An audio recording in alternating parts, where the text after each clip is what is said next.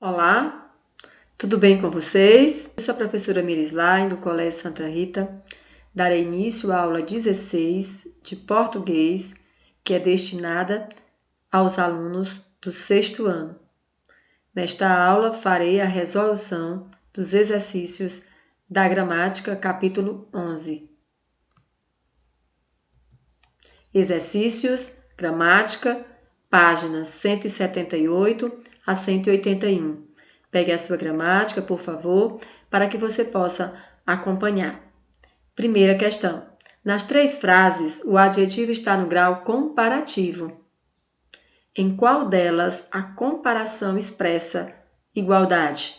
Nós estamos estudando 2 classes gramaticais, o substantivo e o adjetivo. Elas são variáveis, variam em gênero, em número e em grau. A. Pedro é mais alto do que Paulo. Há comparação nesta frase? B. Meu cão é mais esperto do que o seu. C. Meus alunos são tão inteligentes quanto minhas alunas. Então, na letra C, há uma comparação. Tão quanto. 2. Leia o anúncio ao lado. Associe as colunas indicando o grau em que estão os adjetivos nos trechos do anúncio. Então, ao lado você tem um anúncio, chegou álbum de figurinhas. Como treinar o seu dragão? A diversão está mais quente do que nunca. A. Um comparativo de superioridade. B. Um comparativo de inferioridade. C. Um superlativo de superioridade. D. Um superlativo de inferioridade. A diversão está mais quente do que nunca. Refere-se aí a um comparativo de superioridade. Faz uma comparação. Para você colecionar os melhores e mais quentes momentos, seria letra C, superlativo de superioridade. Momento do mais novo sucesso, C, superlativo de superioridade. 3. Transforme as 2 frases de cada item em uma, como no exemplo. Miguel é jovem, Vitor é mais jovem. Vitor é mais jovem que Miguel. A. Minha camiseta é larga, sua camiseta é mais larga. Como fica? Sua camiseta é mais larga que a minha. B. Manuel é simpático, Margarida é simpática. Margarida é tão simpática quanto Manuel. C. Minha amiga é magra, você é mais magra. Você é mais magra que a minha amiga. D. Esta fruta é amarga, aquela fruta é menos amarga. Como fica? Aquela fruta é menos amarga do que esta. Na 4ª questão, leia essa tira, de Fernando Gonçalves. Vocês são muito bonitos. Por que você mente para eles? Se eu falar a verdade, que eles são lindíssimos, eles vão ficar convencidos. A tira apresenta aí uma linguagem verbal e uma linguagem não verbal, ou seja, uma linguagem multimodal, onde há presença de imagens e palavras. A. Você conhece a expressão mãe coruja? O que ela significa? A expressão mãe coruja, ela é usada para designar alguém que acha seus filhos lindos e não reconhece os defeitos deles. Por isso, refere-se aí à mãe coruja. B. A tira comprova a visão de que as mães são corujas. Por quê? Sim, pois embora sejam feios, a mãe os acha lindíssimos. Vocês são muito bonitos. Por que você mente para eles? Se eu falar a verdade, que eles são lindíssimos, eles vão ficar convencidos. 5ª questão. Na tira para atribuir características aos filhotes, a coruja emprega 2 adjetivos que expressam uma gradação. Observe, vocês são muito bonitos. Eles são lindíssimos. Olha a tira. Vocês são muito bonitos. Por que você mente para eles? Se eu falar a verdade que eles são lindíssimos, eles vão ficar convencidos. Vocês são muito bonitos, eles são lindíssimos. Os adjetivos utilizados: bonitos, lindíssimos. Letra A. Qual desses adjetivos corresponde à noção de ser muito bonito? Lindíssimo. Eles são lindíssimos. Então, lindíssimo aí corresponde à noção de ser muito bonito.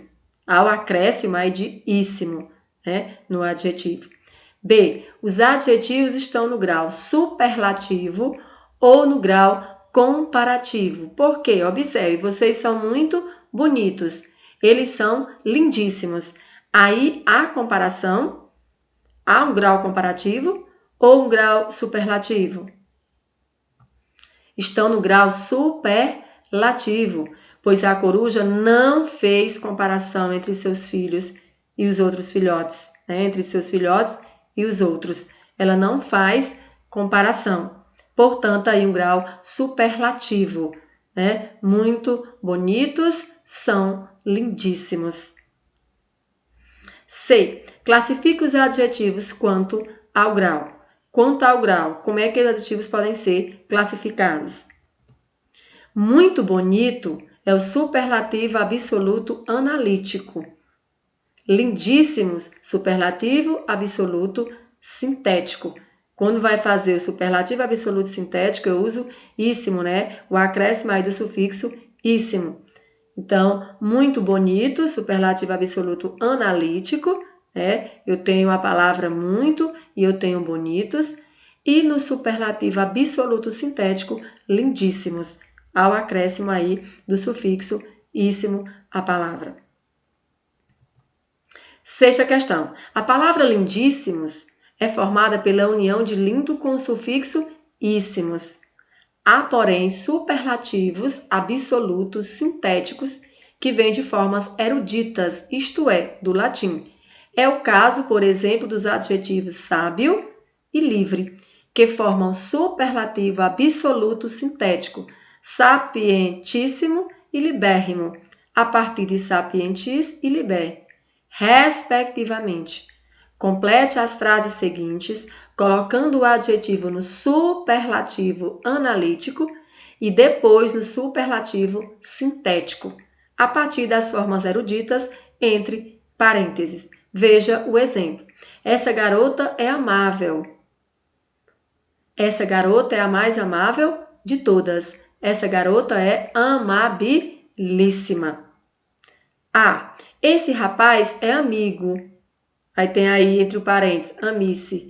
Esse rapaz é o mais amigo de todos. Esse rapaz é amicíssimo. B. Aquele cão é feroz. Aquele cão é o mais feroz de todos. Aquele cão é ferocíssimo. C. Esta fruta é amarga. Aí você observa entre parênteses, amaro. Esta fruta é a mais amarga de todas. Esta fruta é amaríssima. Aí o acréscimo aí de íssima. D. Essa região é pobre. Essa região é a mais pobre de todas. Essa região é paupérrima. Então, aí, colocando o adjetivo no superlativo analítico e depois no superlativo sintético. Esse par de brincos é antigo. Esse par de brincos é o mais antigo de todos. Esse par de brincos é antiguíssimo. Semântica e discurso da gramática. O adjetivo é a palavra que especifica, que qualifica o nome, né, a qual ele se refere. Esse nome é o substantivo, que o substantivo é uma classe gramatical variável, que vai variar também em gênero, em número e em grau. O substantivo é núcleo da expressão. São palavras que dão nome aos seres, sejam eles reais ou imaginários. E o adjetivo é a classe gramatical que o especifica, que o caracteriza no contexto. Leia o texto a seguir de Ziraldo, no qual é apresentado ao público o menino maluquinho. Depois, responda as questões de 1 a 3. Na turma em que ele andava, ele era o menorzinho, o mais espertinho, o mais bonitinho, o mais alegrinho e o mais maluquinho. Então, aí Ziraldo, apresenta aí o menino maluquinho. Você tem na imagem o menino maluquinho, e aí ele faz essa referência aí, utilizando os adjetivos, apresentando o menino maluquinho.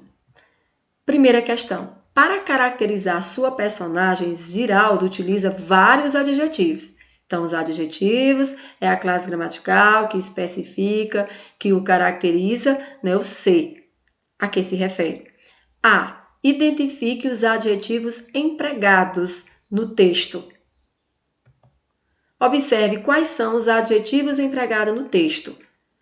Na turma em que ele andava, ele era o menorzinho, o mais espertinho, o mais bonitinho, o mais alegrinho e o mais maluquinho. Então, ele utiliza aí menorzinho, espertinho, bonitinho, alegrinho e maluquinho. Então, quais são os adjetivos empregados no texto? Menorzinho, espertinho, bonitinho, alegrinho e maluquinho. B. Em que grau foram empregados os adjetivos? Qual foi o grau que Ziraldo utilizou? Foram empregados no superlativo relativo de superioridade. Então, ele faz aí essa relação de superioridade. C. Que efeito de sentido resulta desse emprego? O de que o menino maluquinho, por suas qualidades destacadas pelo emprego do superlativo, é o máximo, o mais incrível da turma. É o menorzinho, é o espertinho, é o bonitinho, é o alegrinho e o maluquinho. Mas com o uso aí do superlativo, destaca aí pelo emprego do superlativo, é o máximo, é o mais incrível da turma. Então, foram utilizados aí o grau superlativo relativo de superioridade. 2. No texto foi empregada a forma menorzinho, considerada mais culta do Brasil. Que forma o autor evitou utilizar? Mais pequenininho. Então, ele usou menorzinho em vez de mais pequenininho. 3. Observe que todos os adjetivos foram empregados no diminutivo, inclusive a palavra menorzinho. Que efeito de sentido tem o diminutivo nessas palavras? Qual é o efeito de sentido que apresenta? O diminutivo expressa carinho e afeto pela personagem. Então, observe que os adjetivos, no contexto, eles vão identificar afeto, vai depender da forma que eles vão estar sendo empregados. Pode se referir a afeto, a carinho, ou fazer uma referência de tamanho. Então, o diminutivo empregado aí, menorzinho, espertinho, bonitinho, alegrinho e maluquinho, refere-se aí ao carinho e o afeto pela personagem. Quarta questão. Leia esta frase.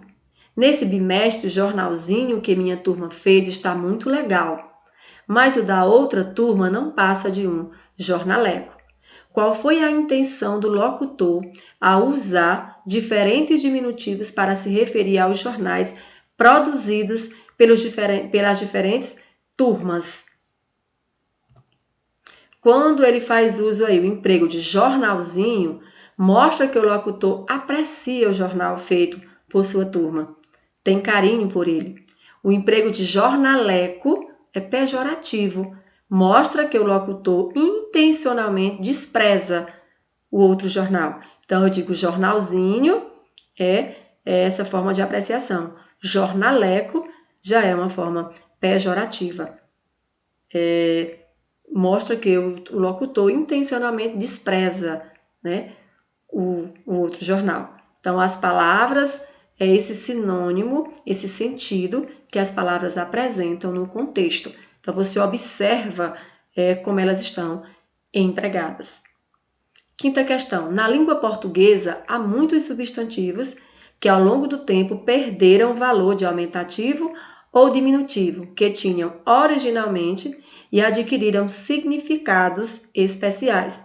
É o caso, por exemplo, de caldeirão, de caldeira, e folhinha, calendário, de folha. Quais das alternativas a seguir apresentam substantivos desse tipo? Letra A, pratinho, né? Seria o pratinho, vidrinho, livreco, palhacinho.